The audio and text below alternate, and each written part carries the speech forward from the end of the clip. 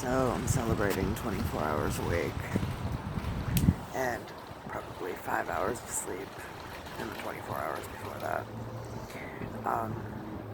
Yes, I did choose to stay on the streets tonight, and there's reasons. One, I had no money for hotels. Two, my plans fell, things fell through.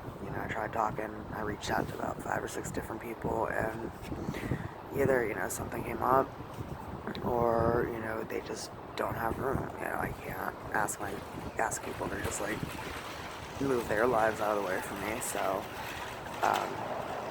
I did contact our other roommate and asked if there was a way to be guaranteed that the other roommate would not say a word to me or, start or do anything, because, the last thing I need right now is for her to just jump on me, and then for me to even open my mouth to breathe, and her all of a sudden throwing it in my face that, oh, I brought you here for your mental health. Bullshit. I have the screenshots where my friend kept telling you when you were posting things about being, me being psychotic and a threat to your family.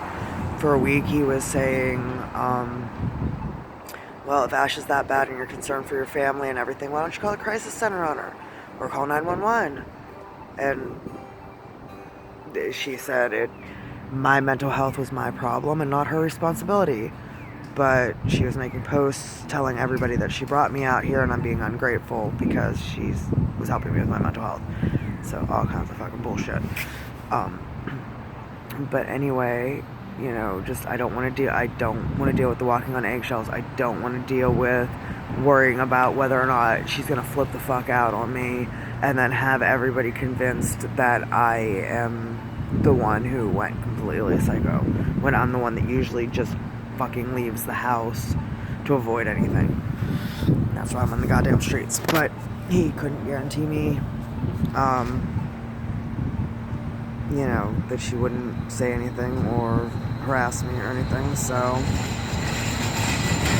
room for hotels, no house to sleep, whatever. I've pulled all-nighters before. It's not a big thing, because there was no way I was fucking sleeping on the streets, not turning my back on anybody, not leaving my shit just there, not being looked at. Fuck that shit. Plus, left my sleeping bag and blanket in my friend's car, so it's kind of cold.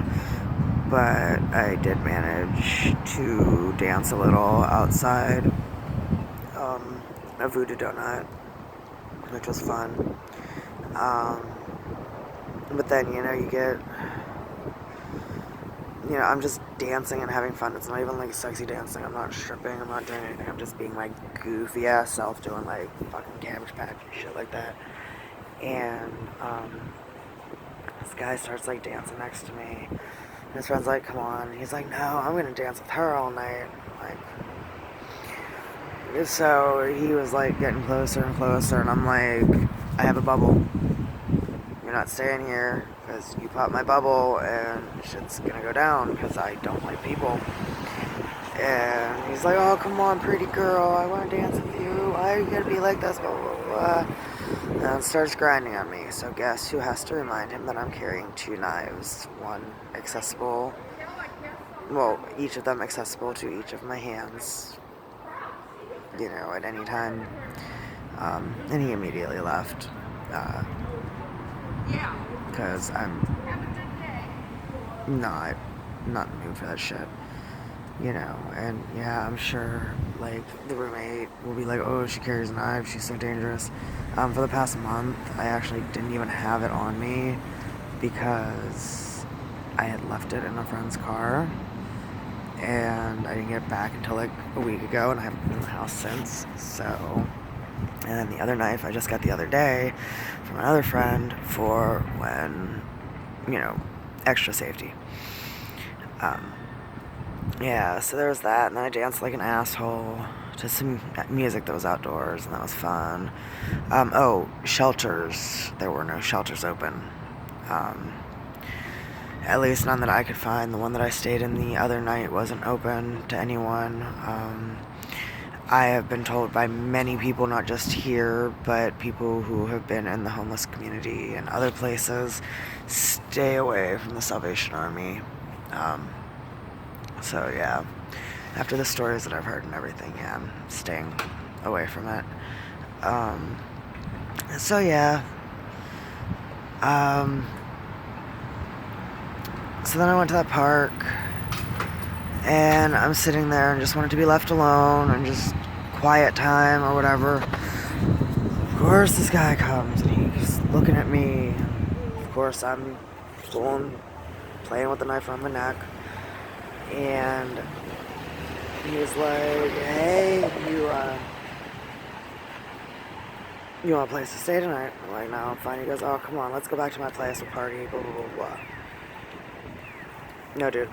I said, no, I don't want to go party. I don't want to go to your room. I don't want to party. I want to stay in my fucking place and not deal with anybody.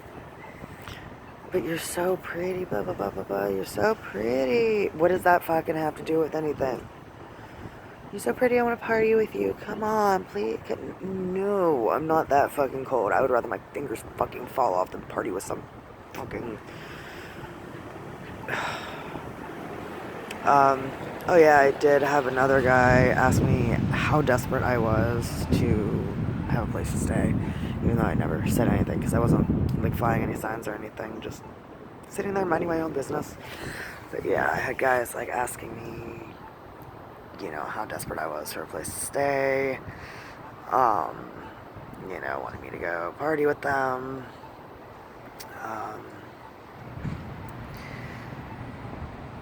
yeah, it sucks, you know, you just want to be fucking left alone and nobody leaves you the fuck alone. Like, seriously, there's times that if you've ever read fucking Invisible Monsters, I want to fucking do that and give people a reason not to either just, like, fucking stare at me or just pretend that I don't exist, because, like, seriously, 4 or 5 in the fucking morning is not the time to be telling someone that they're pretty just because you think that that's gonna get them to fuck you and party with you.